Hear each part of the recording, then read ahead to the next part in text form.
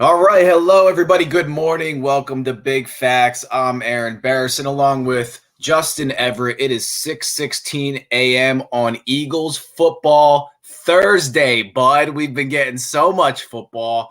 I'm excited for the game.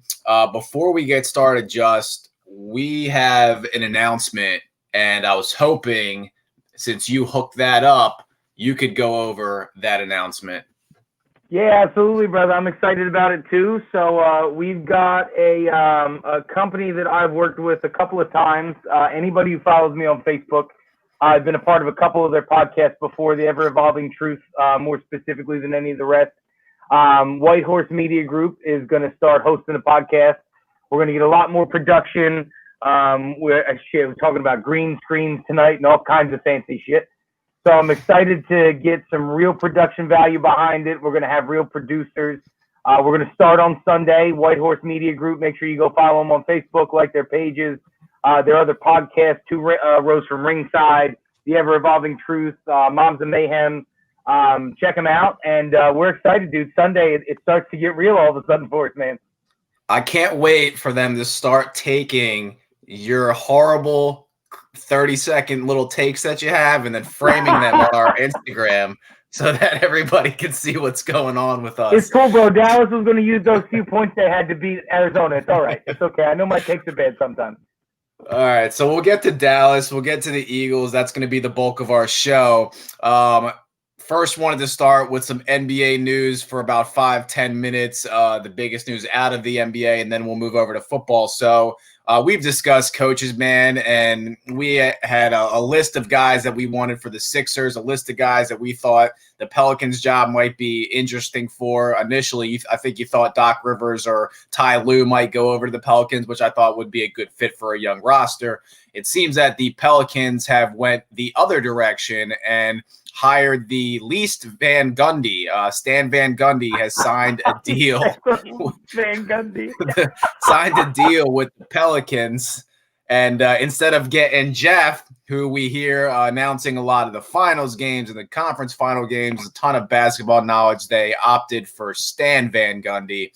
And Justin, Stan doesn't always get the most credit for his Orlando days, but that being said, he hasn't done anything in about 15 to 20 years and didn't seem like anybody had really touched them. What do you make of that hire, especially with the way that team is constructed? So, I mean, to me, it makes sense in only one way. And the way that it makes sense is they're not complete yet, and ownership and management know that. And you're not going to go get a Mike D'Antoni who needs to go to a team that competes for, at the very least, a championship berth.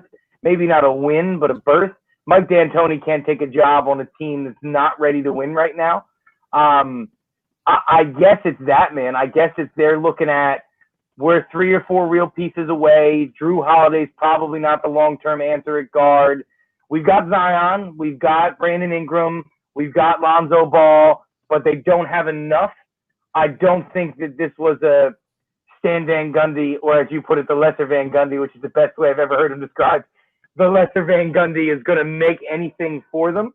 I think it's really just about a placeholder, bro. 2-3 years, let's complete the team. And once the team's complete, we'll get an up-and-coming young guy who can come in like a Brad Stevens and take it to the next level. That's what it seems like to me. Yeah, so, Stan was in Orlando, went to Detroit for a little bit. I think he had one winning season and maybe a 500 season over there. He doesn't get really, in my opinion, enough credit because you think about that Orlando team, it was, basically Dwight Howard, Jameer Nelson, a couple other guys, and he got past LeBron's Cavs. Now, LeBron's Cavs were woeful aside from him, but it's still, you got past. Yeah, you got past a LeBron James-led team. You got to the finals. So I don't want to sit here and say that Stan's a bad coach. I have trouble personally, and I don't know how he is in the locker room. When I see him on the sidelines, he kind of looks like Mario to me, and that's the only image that sticks in my head, that he's running around the sidelines like an Oompa Loompa over there. But this is not about the way that Stan looks. This is about the way that Stan coaches. So looking at Stan and coaching, looking at Stan's coaching record, he's been in the league for 2 decades coaching. His first decade pretty much in whole he spent as an assistant coach with Miami. He moved on to Orlando, where the first, second, third year that he was there, 52, 59, 59 seasons, he was an Eastern Conference champion. So it's hard to really knock it, but what I saw from him in 16, 17, 18 with Detroit, it didn't seem progressive. He never got over 44 wins, and that was like their best season. It was 32 wins, 37 wins, 39 wins. So be it. I don't know how it fits. What I do know is that you can look good in New Orleans at this point. So, Brandon Ingram emerged last year. That's your go-to guy. So you have a go-to guy. Zion, in the time that he played, was a dominant player. He looked honestly a lot like Charles Barkley, offensive rebounds, just a menace in the paint. No one really, listen, no one seemed to want to guard Zion last year when he was in the game. They didn't want to bump him down low. So there's some things going well for you. You have a ball distributor and a guy that can spread the floor in Drew Holiday. I was on record just a couple weeks ago saying that the Pelicans will make the playoffs in the West next year. I don't know if it's going to be a 6, 7, 8 seed. I don't see them in the top 5 of that conference, but I do think that they're going to make the playoffs. We'll see how it goes with Stan Van Gundy. Well, apparently they have Charles Barkley, if you ask Aaron Barrett. I said, like Charles Barkley. Like Charles Barkley. He does. He plays like Charles Barkley. Listen, though, I can't. I don't. We don't have enough time this morning for me to argue with you about New Orleans. We agree that they're going to be a playoff team, but they're going to be a worthless playoff team. Much like the Washington Wizards, much like the Chicago Bulls, they're just going to be a worthless playoff team. But you mentioned the name a minute ago, talking about the lesser Van Gundy. Jameer Nelson is now a scout and the G League assistant GM for the Sixers. And I like the move, bro. You got a local Temple guy. He kind of plugged in with the local scene. Very well-respected player. And I'm going to go on record right now at 6, whatever the fuck in the morning it is, and say that Jameer Nelson is Elton Brand's replacement 2 years before they need him. He's a fan favorite in Philly. Him and Delonte West will always be remembered and revered in Philly, regardless of. Love Delonte West. Hey. Gotta give them their due, man. That doesn't go away. That was like that magical run. It's good to have a guy that went to school here that comes back after his career, because he's never played in Philly. So it's nice to see him want to come back, stay in the area, and maybe he will be Elton Brand's replacement one day. We'll see how he does in a scout position. And, hopefully that shows up in our draft picks at some point, because as we know, Philadelphia seems to have a really hard time developing players, no matter who it is. So we'll see. They can't draft. One or the other, or a combination of both. It makes me sick. Jason Tatum, Markelle Fultz. So some Eagles news. We'll switch gears. Hold up. I know you don't want to, but I got to say it out loud. I'm sorry. I can't move forward without saying this out loud. The dumbest thing that the interwebs has ever created happened to me the other day, which I sent to you, which was not just a offshoot Instagram sports guy who says dumb shit for likes. This circulated Bleacher Report. This has gone places. For some reason, there's people who are alive that believe that there is not a chance, a likelihood that the Los Angeles Lakers will trade LeBron James to the Philadelphia 76ers for Ben Simmons. And I just have one thing to say. We don't need to get into LeBron's got a no-trade clause. He wants to stay in L.A. His family's in L.A. We don't even need to get there. It's as simple as this. Ben Simmons is a decade away from being worth what LeBron James is at 36 years old. So there's just everybody who sees this nonsense, scroll past it, don't like it, don't argue, just ignore it. Because somebody who believes this also believes that climate change is a hoax. And there's just no fucking talking to these people, bro. Yeah, there's so many reasons that I can't even start on this, because it would take up a half hour of our show, and we have a lot of stuff to get to, but not just on a basketball level, but on a jersey merchandise level, on gotta be it. Like the personality of LeBron James at this point doesn't fit anywhere else almost besides Los Angeles, and that's just it is what it is. He just won a championship. It's so simple, bro. He's gonna win again at some point in the next 2 years. So I don't know where these suggestions come from, Justin. I don't know after someone sees them. If anybody thinks LeBron James is getting traded for anything anywhere, you would have to offer me Giannis and a first-round pick for like a long-term contract, something like that, to even me consider moving LeBron James with how he got the Lakers to play and the vets to play last year. So I don't really want to even go into that. That's ridiculous. So where are we going to start on football? All right, so let's do this. Well, I want to talk about this Tua situation, but just some thoughts on the Eagles real quick, because we are big facts, and I know I don't want to make people wait until the end of the episode to get their Philly fix from us. A couple things with the Eagles. So Miles Sanders obviously is going to be out this game. Zach Ertz is going to be out this game. Lane Johnson will be back. Deshaun Jackson will be back for probably 5 plays before he pulls his hamstring again. And so I'm excited. You know, if I have to have a choice the way this season's going, I want to have a piece on the offensive line. Matt Pryor might or might not be back. I haven't checked that. Maybe we'll have the right guard position situated. Brown got cut after last game where it seemed like he was just playing for the first 3 seconds and then would stop. There's so many highlights of Brown last week, Just. I'm so happy he's gone. He would block and like tie his shoe or some shit in the middle of a play. If he won his assignment, like it completely like went away from his mind that Carson Wentz scrambles or has the ability to. So he beats his guy and he's like, all right, job finished. Like, yeah, okay, dude. Like, so he looked like I'm with you, bro. Lane Johnson is far more important than Zach Ertz. Matt Pryor, we're starting to learn, dude, is not the guy. They thought Matt Pryor was Big V, and he's just not. I mean, it's not to knock the guy. It's not what he was meant to be. I'm much more interested in watching Herbig grow. I'm much more interested in getting Jason Peters back to be a swing lineman, because I'm not only happy, I'm confident with Jordan Mailata at the left tackle now. I mean, I've seen him week in and week out against very fucking vicious defensive fronts, and he's not only done well, he's done exceedingly well. He's played like a top 5, top 7 left tackle.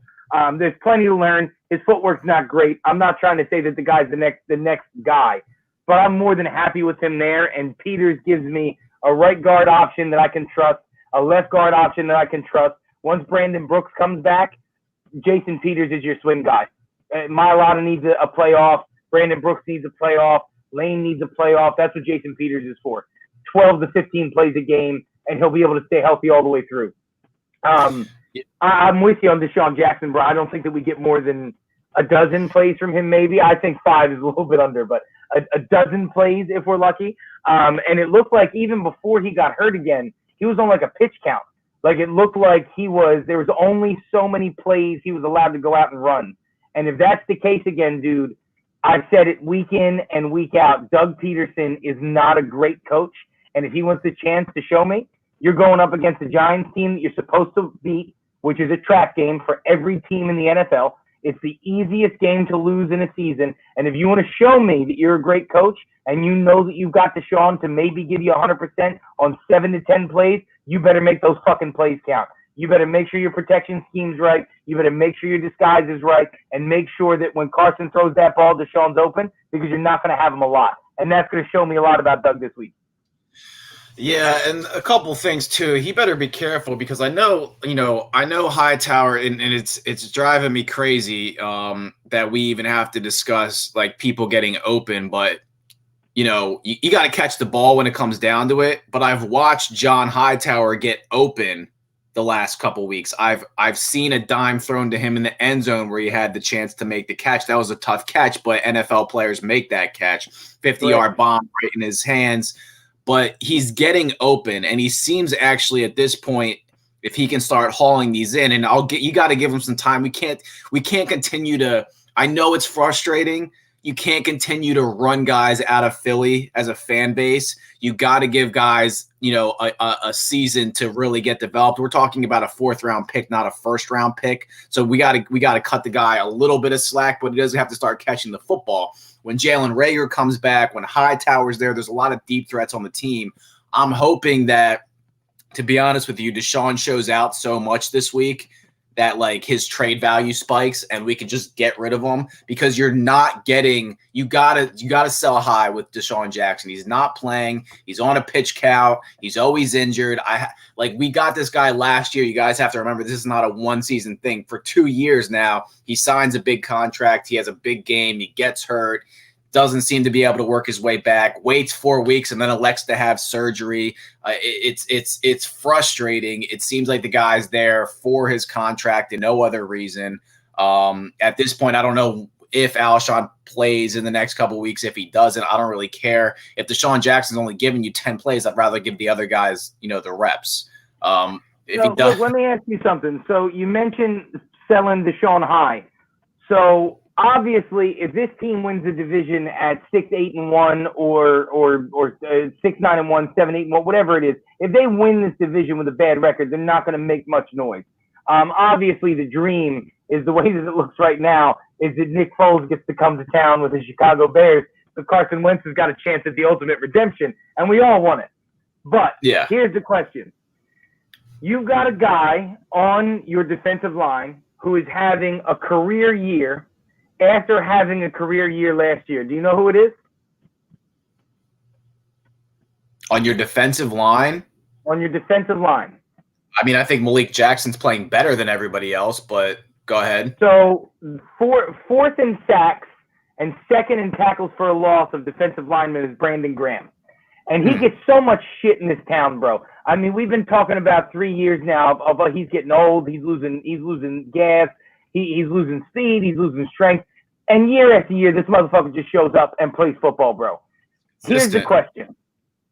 If you can get, I'm going to just throw a name, and it doesn't need to be that guy, but if you can get a Jordan Hicks, if you can get a Clayton Vander Esch, if you can get a real every down linebacker, captain of the defense, and let's just say a 3rd-round pick from a team that needs outside rushing, and you've got Montez Sweat, you got Josh Sweat, you've got Hassan Ridgeway, you've got Malik Jackson, who's playing better, you still have Fletcher Cox, they've got Jannard Avery, who they've yet to work in right. You have enough depth there. Is that a move you go for at the trade deadline, to bring in a real proven linebacker and a mid-round draft pick to let Brandon Graham and all that money go and save, 7, 8, 10 million on the cap next year? Is that something that you do? Well, of course you do that, but I don't know what team's willing to give up a Pro Bowl caliber, linebacker in order to get some depth on their defensive line. Brandon Graham's going to be good anywhere he goes, because he's a pro. He knows how to play. He knows how to fit into a system. Seems like an overall good guy. He obviously doesn't want to leave Philadelphia. He keeps re-signing with us when he could go, some other places. But I don't think you get enough in return. You're getting a guy that, if you want to get rid of Brandon Graham and his caps, his cap, his salary, etc., you're not going to get that back for him. You're going to get a starting linebacker, maybe, but also you have to remember Brandon Graham's 33 years old. So nobody's trading their young linebacker, any part of their young linebacker core, for a guy that's going to be aged out in 2 years. I know we keep saying he's going to be aged out or he's slowing down. He's having a phenomenal season. I've noticed it. I think we've all noticed it. We haven't mentioned Brandon Graham's name as far as like, we need more production out of Graham one time this year. He's been phenomenal. I would trade Barnett in a second, but I know it's not the same cap hit. So, I'd like to see Sweat get more plays. I like the defensive line. Barnett's probably the weakest link on a really good defensive line, but I don't think you're going to get that back from Graham. But yeah, I would pull the trigger if I got an offer I like, because you need a linebacker, and that's what's really slowing the defense down. Davion Taylor last week played a little bit. Sean Bradley played a little bit. They didn't look lost last week. I like Davion Taylor, bro. I liked him the moment that they drafted him. I thought he was going to be a player. I think that they've got guys. I'm sure there are guys. I mean, the kid that had the pick six a couple of weeks ago, Alexander, who was the CFL Defensive Player of the Year. They have guys that have talent. But I'm telling you, dude, I'm starting to get to a point. Is it Jim Schwartz? Is that what it is? I mean, look at the guys that have come through, linebackers especially. Jordan Hicks is the big one. I mean, Jordan Hicks led the league in tackles last year. Jordan Hicks is showing that he is a real player. And as much as the ultimate accountability is on Howie and Doug because they make the roster moves, is this a Jim Schwartz problem too? Like, how do you not, as the D coordinator, stand up and fucking scream at the top of your lungs, don't let this guy go, I need him? Yeah, I don't know what it is because Schwartz has been a head coach before, so like he obviously knows how to communicate with the GM, and this whole thing that he gets on the podium and says, "Oh, I'm just gonna, I play with what Howie gives me," is a bunch of shit. So like, if you need a linebacker, you let Howie know you need a linebacker. Speaking of which, it looks like the Eagles might make a move because they did just convert part of Fletcher Cox's salary into a signing bonus. They keep pushing more money off, so. It tells me a couple things, Just. When you do that, and they've done it before, they've done it with Lane Johnson, they've done it with a couple guys, they've converted this to create some cap space. They're obviously trying to make a move. They're weakest at linebacker right now, but the other issue is that there's so many holes on the team, especially on the offensive side of the ball, because they're so injured. So it's like, you want to trade for a linebacker if you can get some security in that position for the next couple years, but for this year, it's like they're doing that because they see an opening. You thought that you were going to be competing with the Cowboys in the division, and you still might, but they just got routed by the Cardinals and Andy Dalton with that team the other day. I mean, we've talked about we didn't think there was a big drop-off between Dak and Andy. There's not talent. There's a big fucking drop-off. There might not be talent-wise, right? There's things that Dak obviously does better than Andy Dalton after seeing it, but Dak has complete control of this offense. He's been in the same system for years now, right? So, like, he knows where his guys are going to be. He knows where Amari Cooper's going to be. He knows where Michael Gallup's going to be. He knows, like, what he can get from Zeke. And Andy Dalton was just – I mean, you see what normal quarter – for everybody that watched that game the other night, because it was prime time game, you see what an average quarterback – gives you behind an awful offensive line, regardless of whether he has Amari Cooper. That O-line is so bad. CD Lamb, but let's not pretend like the Eagles aren't dealing with the same exact offensive line. So, but they have a better quarterback. Correct. The last couple of weeks has been Carson. Now, listen, you say clearing up cap space to make a move. So check this shit out. So there's a way that this works. So I'm going to tell you the trade, and I'm going to tell you how they make it work. Because this is a decision to me. I don't know that this is as simple as a yes or a no. There's thought that comes into this one. So Atlanta's season is over, right? There's nothing left for Atlanta. They fired their head coach. Their season's done. Yeah. Todd Gurley and Julio Jones are the rumored moves. They're trying to build up draft picks. They're trying to get younger players. They're trying to get more complete on offense. And they want to give Julio a shot at winning again because they know that Julio's got – 3 years left of prime wide receiver football. So this would be the trade the way that it works out. You would take Zach Ertz. You'd take one of your young receivers like a Hightower, somebody of that nature. You would take a third and a fourth round draft pick. And you would get Julio, you would get Todd Gurley, and you would get Desmond Trufant. Now, this is what happens, and the only way that it works numbers-wise. You have to take Carson's cap number next year and convert $18 million of his salary into a guaranteed bonus. So if Carson's your guy, if you know he's your quarterback, that's a simple answer, right? Of course, give him the money. I don't give a shit. He'll be here. He's the guy.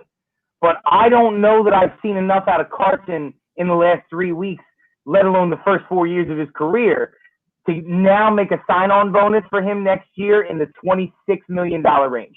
That's a shitload of money to hope he doesn't get hurt, to hope he doesn't start with a 4-game terrible streak like he did this season. A lot of shit's got to happen, but numbers-wise and value-wise for both teams, that trade works. So the question is, realistically then, I think, to be honest with you, there's just too many – at the beginning of the season, if they got offered that trade, they probably would have done it. Didn't feel like the team had a lot of holes. Now we're at a point where the whole offensive line's injured. Your wide receivers are injured. You don't have any linebackers. You're flip-flopping Jalen Mills from safety to corner because you can't find a position you like him in. And really the only players that are playing really well are a couple guys on your defensive line and Darius Slay as far as your secondary goes. So but that's why I just addressed two of those positions. You get a real number one in Julio, and you get a corner to play opposite Darius. Yeah, but you're talking about two guys also. I think Julio's 31 and Desmond Trufant is 30. So you're talking about trading away your future for a couple guys that might give you 2 seasons. And for me, I don't feel like the Eagles have a window to win a Super Bowl over the next 2 seasons. So it's like a move you make. It's like, oh, Julio Jones is going to put us over the edge, and Trufant will shore up the secondary, and we could really make a run. I don't see that happening with the Eagles. They haven't looked at all at any point. I mean, I know they played the Steelers and the Ravens well with nothing. I mean, literally nothing, and it's a great sign.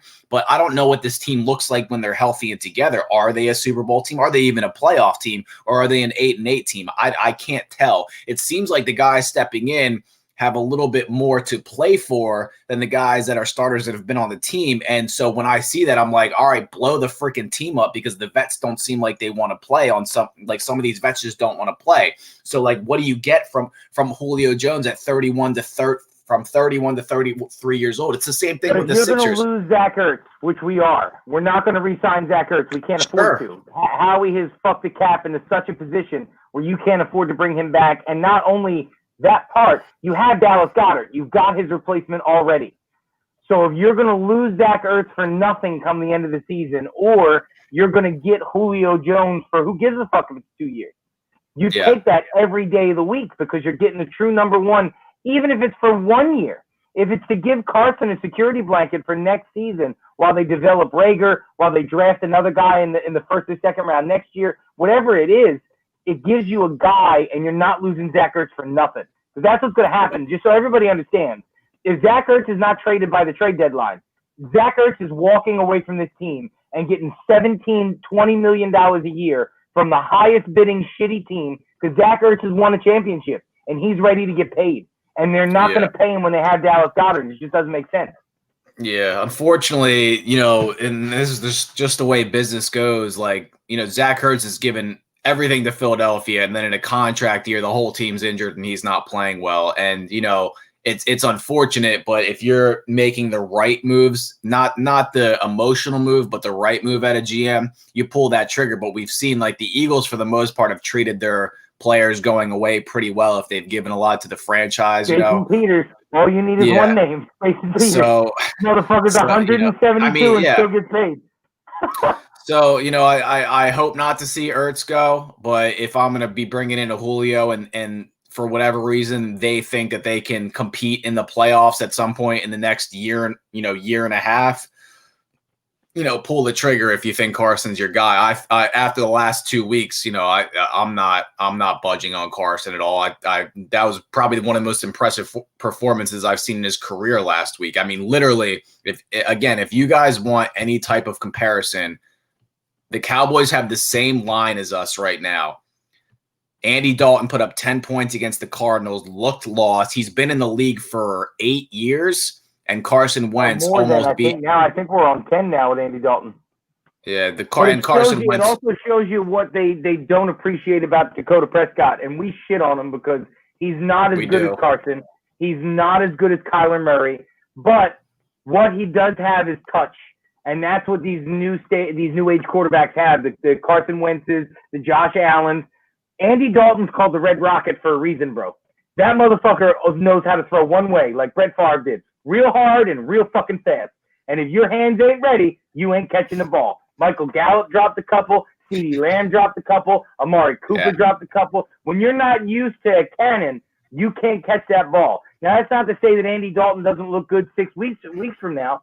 But it also showed you, look at what Arizona did against in my opinion, and this is just an opinion, I know they played like shit, but player by player, roster for roster, Dallas's defense should be phenomenal. When Van Der Esch is healthy, they have Jalen Smith playing the other linebacker spot. DeMarcus Lawrence is a fucking animal. They have two decent corners. I wouldn't call them great, but decent corners. Look at what Kyler Murray did. A real mobile quarterback. Lamar Jackson should have fucking demolished this team last week. Lamar Jackson should have been able to put 45 on the Eagles defense.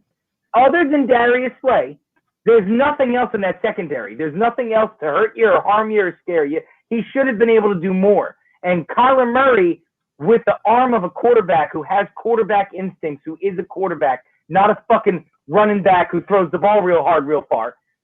That level of I harken back to when we started this during the Rona, bro, and we said Kyler Murray's got to be one of your MVP candidates. I know what Russell Wilson's doing. I know what Aaron Rodgers was doing right up until Tom Brady crushed his fucking soul. I see these other guys. Ryan Tannehill is in the MVP discussion. Kyler Murray's just so fucking good, dude. He's got to play. He's got to play his way. He's got to play his way into it because we expected a lot. He hasn't performed like an MVP the first couple of games, but he was a lot. Not just our picks, but when we started actually looking around, the media and ESPN, like he started becoming a lot of other people's picks. One of mine was Dak Prescott, and if the defense played a lick of defense, he was well on the way as well. He was having a phenomenal year, and I think one of the things, and we have to talk about this as well. One of the things that you've got with Dak, regardless of what you think his talent level is as a quarterback, is he was obviously a phenomenal leader for the Cowboys. You kind of hate him for always being a business guy and always saying the right things, but obviously in the locker room, they trusted him. Now, there's a report out of Dallas after last game, and I thought this would happen at some point. We've discussed Mike McCarthy in bunches when he got hired. Aaron Rodgers literally ran the guy out of Green Bay after a period of time because he was just kind of sick of what they had going on.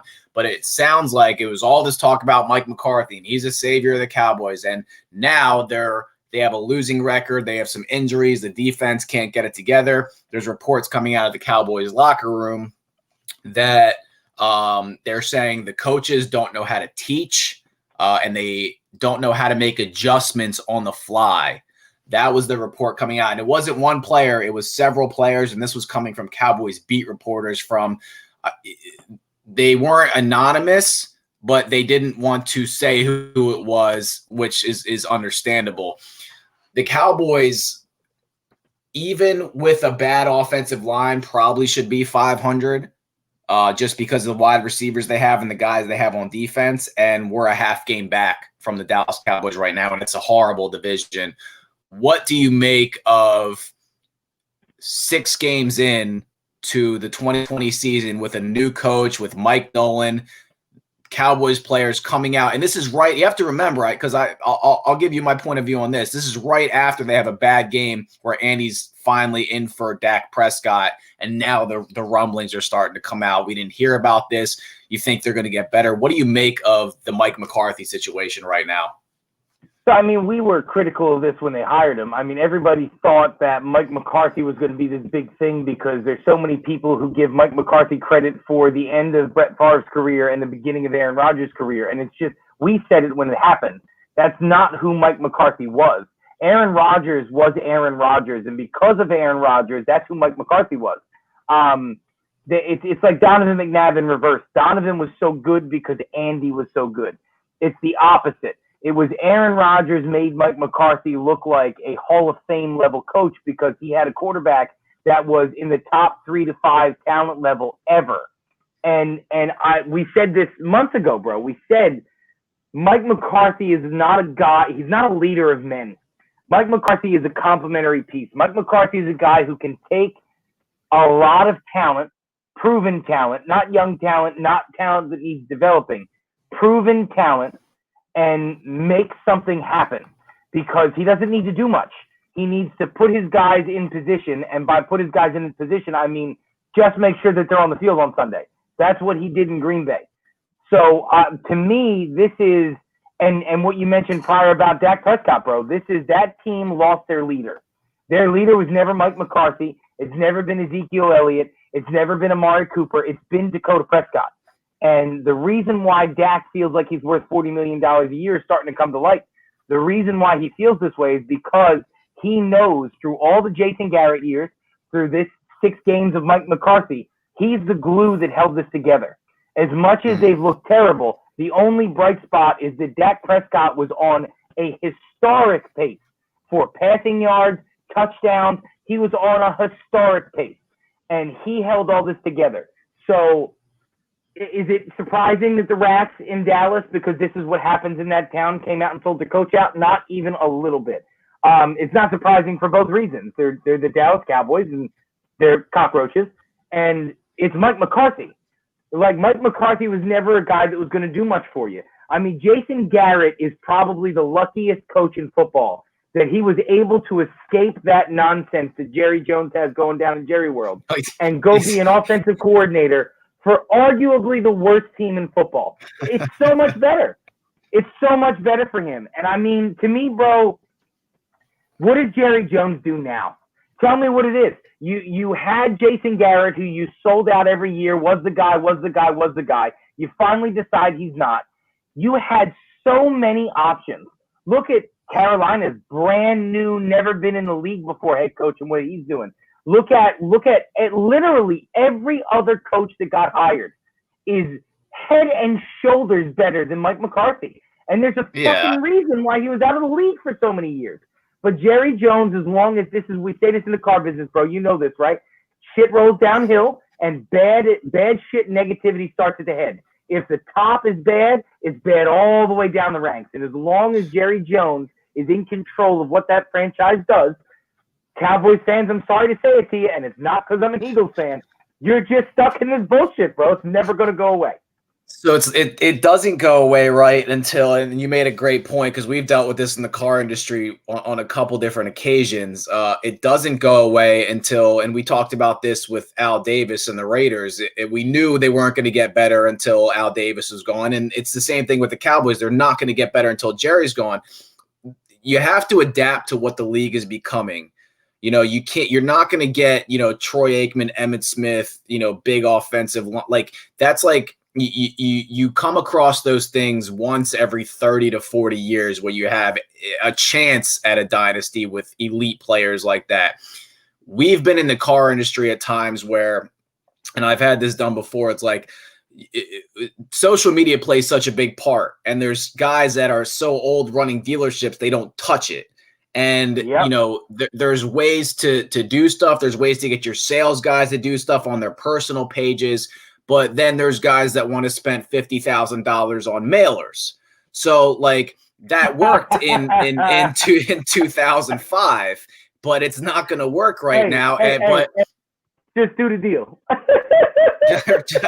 It's like the things that worked in you have to understand the things that worked even in 2017 aren't going to work in 2020. And we revered Mike McCarthy. There was this big thing I remember on ESPN just where they're like, what's Mike McCarthy been up to the last couple years since he hasn't been coaching? Oh, he locks himself in a garage with a bunch of coaches and talks football every weekend with like 3 guys and goes over plays. And it's like they're trying to make him out as this like, innovative, like offensive minded coach. And he's never been that. And he's still not that. Like the offense looked good with Dak because Dak knows the offense. He knows the receivers. He knows what his linemen are going to do. Even the second string, he knows he's got Zeke in the backfield. Andy Dalton comes in and it's exactly. And like you said, he's the glue that holds that together, but it starts at the top. So you have Jerry and Steven, and then you have Mike McCarthy. So you're bad, B+. You're thing F, 1, F, thing 2, and thing 3 all in the same office.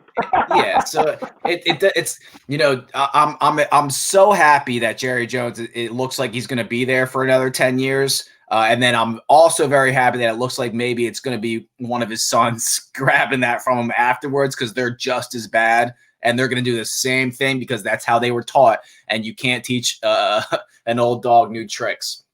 So stupid. No. So I'm excited about the next decade for the Dallas Cowboys. And by the way, you paid everybody else before your leader. It's apparent that Jalen Jalen Smith's paid, Tyron Smith's paid. Ezekiel, the most worthless position in football is their running back. Now, that's not to say they're not important because every position's important, but the worst you could have paid anybody else any kind of money, let Zeke go, and you're off. You could have built, like we saw this in 2017. We didn't have a premier running back. Most teams that win. Dude, look, the Dallas Cowboys, before you even go to another team, what did the Dallas Cowboys do a handful of years ago? I know you remember as an Eagles fan. Who did the Philadelphia Eagles sign from the Dallas Cowboys because they didn't want to pay him? Do you remember?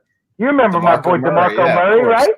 Yeah. Who came here and had 1 year where he showed out and looked like, holy shit, this is the running back. We got the guy. Half a year. And then half a year. Yeah. 31 came, and all of a sudden he was worthless. And I'm telling you right now, the way that Zeke plays, first of all, 2 fumbles in the first half, and you want to tell me you're the best running back in football? Motherfucker, Derrick Henry's better than you are. I'm going to say it straight up. Miles Sanders is a better running back than you. He's more versatile. He can catch out of the backfield. I don't give a fuck what you say, Aaron. You're wrong. You're wrong. You know what Miles Sanders doesn't do? Miles Sanders doesn't fumble twice in one half, ever. And he don't get paid $20 million a year. This is I love Miles Sanders. It's stupidity by the Cowboys. Yeah. You don't pay, and that's the thing though. Remember, like they won. Jerry's like, oh, we won Super Bowls with Emmitt Smith, so we have to pay Zeke because that's what that's in his mind. What his dynasty was offensive lineman, average quarterback, great running back, and that's what he won with. So, moving on from that. Speaking of stupid, how did the Miami Dolphins bench Fitz for Tua? Help me. All right. So, if you guys not heard what Justin's talking about is the 3-3 game back from the Bills in a division where I actually picked them to win over the Bills, maybe stupidly, but we'll see how that goes now. The Dolphins have benched Ryan Fitzpatrick, who at this point is 1,500 yards. I'm going to be right back. At this point is 1,500 yards, 10 touchdowns, 7 interceptions as a starter this year on Miami. And it's been reported now that Tua will start the next game after the bye week. They plugged Tua in at the end of the game last week. He threw 2 passes for 9 yards, handed the bunch off a handful of times, and then there was a viral picture of Tua sitting on the 15-yard line FaceTiming his parents. And now, a year removed from a potentially career-ending hip injury, Tua is going to be starting for the Dallas Cowboys. Now, Fitz has been a journeyman. Fitz was told when he took the starting job in Miami that, hey, you are just a placeholder for, Tua at this point. That doesn't mean that we don't want to win, but that's what Ryan Fitzpatrick was there for. Ryan Fitzpatrick has never been a guy that is going to be able to carry the offense through an entire season. He's a streaky guy. He'll have 2-3 back-to-back games with 3 or 4 touchdown passes and 300 yards, and then he'll have a couple games where he's 150, 200, a couple interceptions. Looks like he doesn't know what he's doing. And that seems to trend towards the back half of the season. So when Justin asked, what is Miami doing? They're a 3-3 football team. They're a game back. In my view of this, Miami is ready to take the next step. Brian Flores has established his team and the identity of his team the way he wants to, just getting back. So we talked about last year, and I know you shook your head at me a little bit. Miami last year started like 1-6 or 2-8, and they looked like just a dead in the water team, and then they ended up 6-10. They had a really good end of the year, right? They started to establish an identity. Brian Flores they didn't have any talent. Like, let's be honest, there's no talent on that team, and they finished 6-10 after a horrible start. So my view of this is we know that Ryan Fitzpatrick was told at the beginning of the year, and he's mentioned this, that he was just a placeholder for Tua. Didn't mean it was going to be 6 games in or 12 games in. They didn't give him a time frame. It's like when Tua's ready, it's Tua's job to lose. Tua had a career-threatening injury a year ago, and what I think is going on, Just, is Ryan Fitzpatrick has He doesn't end seasons well. He does really well the first half of most seasons. We've seen it with the Jets. We've seen it with Buffalo.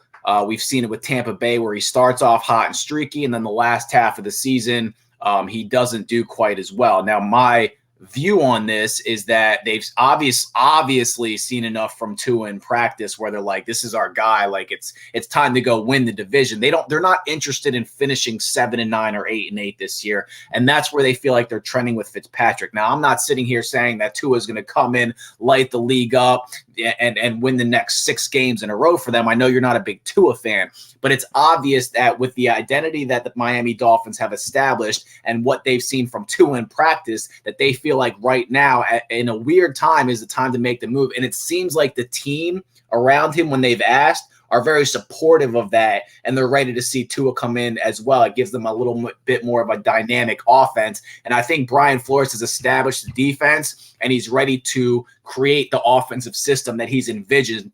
He just didn't want to do it right at the start of the season because he didn't think Tua was ready, and he was coming off a hip injury. That's my view of that. Ready in game 6, bro? I just don't get it, dude. Like, I don't know. First of all, you know who looks really good in practice by all accounts right now? Jalen Hurts looks like a fucking Hall of Famer in practice right now. Ryan Fitzpatrick's not Carson Wentz. No, I don't disagree with you. I don't disagree with that. But the point is that Ryan Fitzpatrick gives you a better chance to win now. If you drafted Tua to sit behind Ryan Fitzpatrick and learn, you understood that this year was going to be what this year is.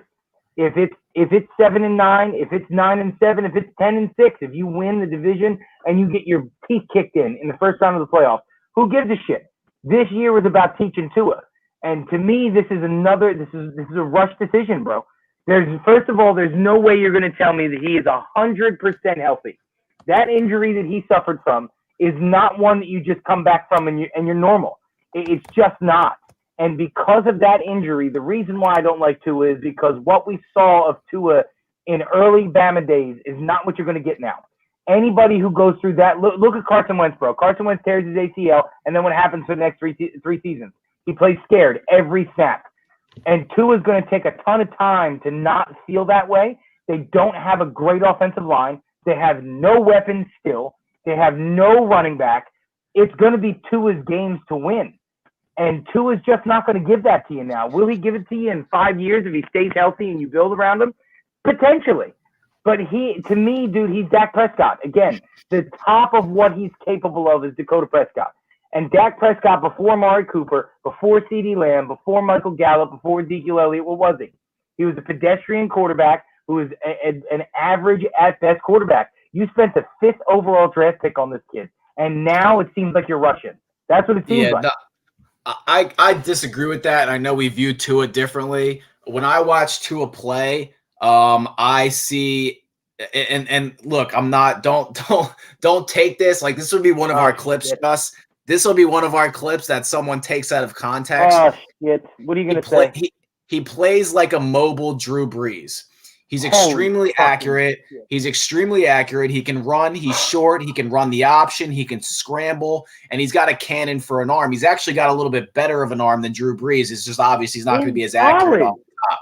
In college for Alabama. But your arm velocity doesn't go away, Justin. Every single year has the best offensive line in college football. Who has one of the better running backs every year in college football, who has 1, 2, sometimes 3 of the best receivers in college football. He plays for a pro team against other college teams. You could say the same thing about Jalen Hurts, though. I mean, you could say the same thing. Jalen Hurts went to Oklahoma and reproduced the production.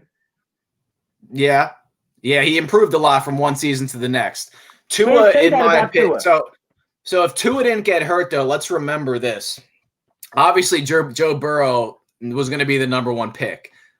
There's no shot that Tua gets picked at where the Dolphins picked him. He would have been gone by the 2nd or 3rd pick if he didn't get hurt. Now, obviously, Tua did get hurt, so that changes everything. You can't say don't say some blasphemous shit like that. If Tua meets Joe Burrow in the college football playoffs, and Joe that's Burrow not what I said. And Tua can't play, Tua gets drafted in the same spot, maybe worse. That's not what I said. I said if Tua doesn't get hurt, It's Joe Burrow still taking number one. He had the best college season of all time. I just don't think Tua slides to the Miami Dolphins if he doesn't. Tua slid because he didn't have to play Joe Burrow. If you put No, he Tua slid because and he Joe had a Burrow career. They didn't know how his health was. If They you didn't know how his health was. if you put Tua and that Bama team on the same field as that LSU team with Joe Burrow, and you have Justin Jefferson and all the other weapons that Joe Burrow had, there is no competition there. There is no chance for anything for Tua to keep up with Joe Burrow. So if you have let's say it was the championship game, because they were probably the two best teams. I'll give you that. You and I could be the second best team in football with an Alabama team playing quarterback. That's how good that team is. You go play LSU, and Tua is healthy and was not hurt and has not missed any time. And Tua puts up 26 points while Joe Burrow puts up 55 points. Tua slides further than Miami. So if Tua played, he doesn't get drafted as high as he does. No, because he was a runner-up Heisman and then got hurt. That's not the way it would have happened. There's people that have been comparing Tua to Steve Young. Now, obviously, he's not Steve Young, but that was one of his comps in going into the draft because they liked his work so much. Marcus Russell was going to be Steve McNair with Joe Montana's ability. Give me Marcus. We all knew he wasn't though. No, Tua, they didn't. He got $120 million, motherfucker. Nobody knew. All right, I'll bet you this. So we're 6 games. We're 3-3. We're 3-3, right? We're a game back of the Bills right now. I will bet you beat the Bills for the division. No, what I will say, because that's dependent on the Bills. It partly depends on Tua, but it's also dependent on how that defense shows up, because the Bills' defense hasn't been that good. I will bet you that over the next 10 games, that Tua will be above 500 to end the season. He's at 500, so you're telling me he's going to maintain the same, which means I'm right. I'm saying above 500, so they're going to finish at least 6-4 with him as a starter. Is what in that division with the Bills there and New England there. Not a fucking chance. Not 6-4. So wait a minute. Hold up. Now that Tua the Savior is in, have we given up on saying that New England is the fucking second coming and Cam Newton is not going to be an MVP now? Are we ready to say that? No, I'm not ready to say that either. Who's going to win the fucking division, bro? Miami. At 9-7. I think maybe. I don't think the Bills. I don't think the Bills are that good. I think they're all going to be around 8-8, 9-7. I don't know who's going to get in at the end. I picked Miami, so I got to stick with it till the end of the year. That doesn't mean I don't like what Cam Newton's doing. They had an awful week last week. Obviously, he had just got back from being sick and not practicing with the team, so I expect him to bounce back this year. Because they're not that good. That's not. All. No, they're a Bill Belichick. They're a Bill Belichick coach team, so they're going to be fine. Last thing I wanted to share something with you that happened last week that we actually did. We got to talk about the Eagles game, bro. Okay.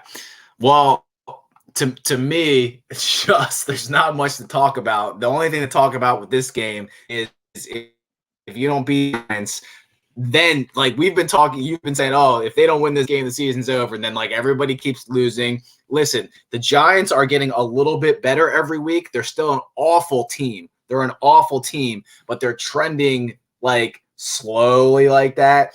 If you guys, it's one of the reasons I wanted to take Carson Wentz out. So you're going into the game, and you phrased this perfectly.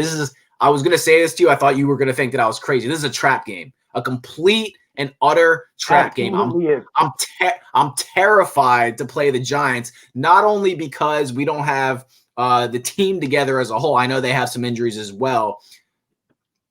The Eagles have looked bad against just about every quarterback except Lamar Jackson. Now, Daniel Jones is a little bit better of a thrower of the ball than Lamar Jackson. Any guy that can sling a little bit has done well against the Eagles. But the biggest thing is Carson Wentz got hit 16 times on Monday or on Sunday, and now he's got to play on Thursday.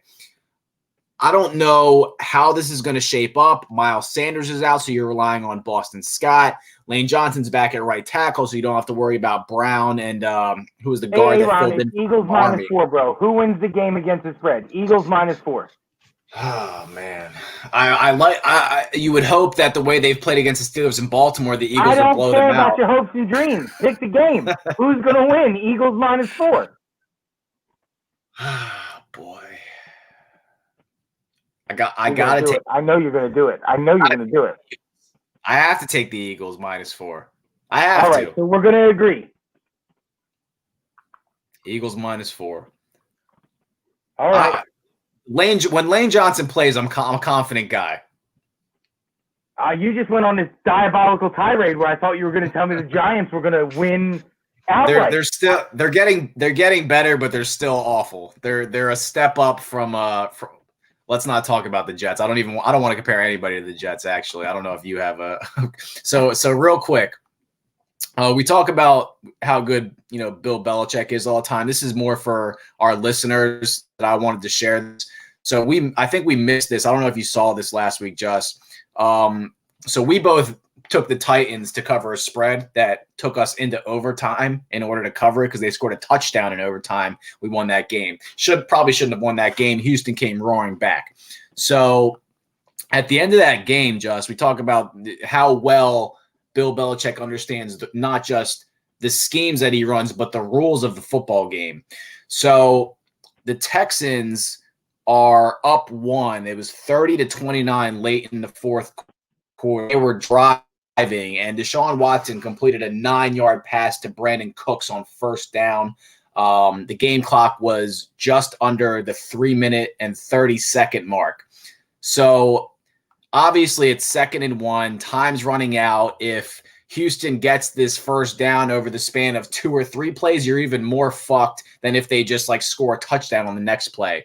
So Mike Vrabel sends a 12th guy onto the field, right? And the player's like, "What? There's 11 guys. I can't go out there between." He's like, "Go get on the field," right? First down, Houston. So what basically happened was he saved Tennessee 45 seconds by getting them a penalty, giving Houston the first down. They ended up scoring a couple plays later. But the whole point of that situation was, well, if they miss it on 2nd down, that's 40 seconds. If they get it on 3rd down, and now they're not wasting timeouts either, the Titans end up scoring with 4 seconds left in regulation and getting the tie to go into overtime. If Mike Vrabel doesn't send the 12th guy onto the field and Houston doesn't accept that penalty, time runs out. They have a minute left to drive 70 yards instead of a minute and a half. It was just I read that and I was like, holy shit. There's guys that he was coached by Belichick, right? Mike Vrabel played for him for years. He understands the game so well. You laughing Bill Belichick's nutsack because Mike Vrabel's a smart guy. This is That's me. What you're doing right now? This is me telling you that I think the Titans come out of the AFC. What? Titans come out of the AFC. I think if they meet the Chiefs in the playoffs in the AFC, if their team is constructed the way it is, barring injuries to anyone very important, Derrick Henry, Tannehill, Vrabel is coaching that defense, win the AFC. I need you to do me a favor, and I don't know if you're this computer savvy or not. You remember when we were doing this little meeting with our new people? I need you to make the screen just me so I can talk to people. Let's see. Hold on. I'm going to give my final thoughts with it. There it is, without your face there. Okay. Everybody, for the love of fucking God. I don't know what's wrong with this guy that I talk to twice a week on this podcast. There is no way that a downhill zone run offense is going to keep up with Patrick Mahomes and all the weapons that Andy Reid has gotten him, not only has acquired for him, but has also built an offense around for him. Don't listen to this guy. Please, for the love of God, don't bet any money on Tennessee coming out of the AFC. I don't want to hear the hate. I know that you'll light him on fire and I'll be carrying a torch and a pitchfork with you. But holy shit. Anyway, my final thoughts for this episode. Number one, I'm super excited to get going with Whitehorse. I'm super, super pumped about getting graphics together, green screen in the background, getting cuts done, We're working on an intro song. We're going to get a new logo. This shit's going to be huge, dude.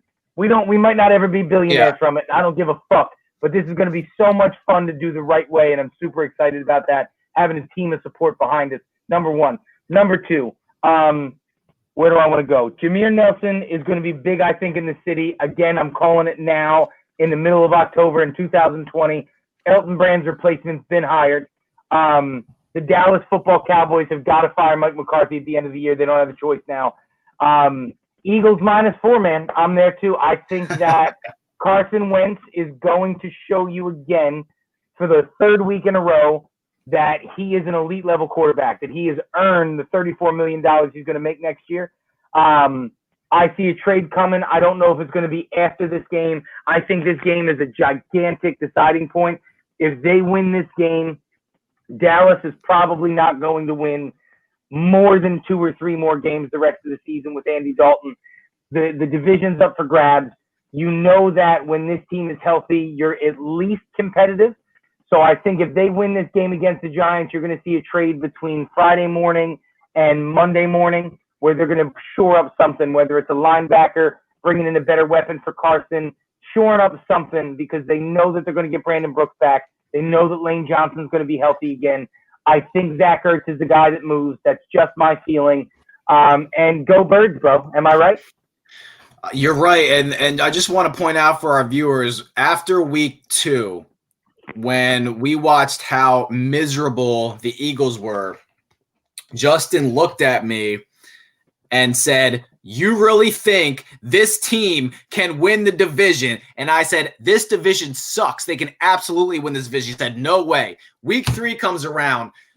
They tie. They don't go for the win. Everybody's like, "Oh, loss is better than a win." Wait till the end of the season when the Eagles are 6-9-1 and the Cowboys end up 6-10, or the Washington football team ends up 6-10, and we end up winning the division because of that tie. I just want to point that out. So when he trashes me about the Tennessee Titans and the AFC, coming out of that, I was, and we'll see if I am. And you're right sometimes. Thank you, though. That makes me feel good. It warms my heart because you never tell me you're like my dad. He just wants to tell me I'm wrong all the time. That's all we got for Big Facts. So follow us on Instagram, Facebook, and everything, because we're going to start putting clips up next week. The Instagram page is going to be huge. We're at Big Facts on everything. White Horse Media is going to be taking care of our editing. We're really excited about that, and we'll have a little more professionalism coming from us, some segments that we're working on, and maybe some reviews for certain companies. I'm really excited about it, Just. That's all I have, and we will see you guys on Sunday. Go Birds. -4. Fuck the Giants. Welcome to the TED Talk. Take it easy, bud. All right, brother.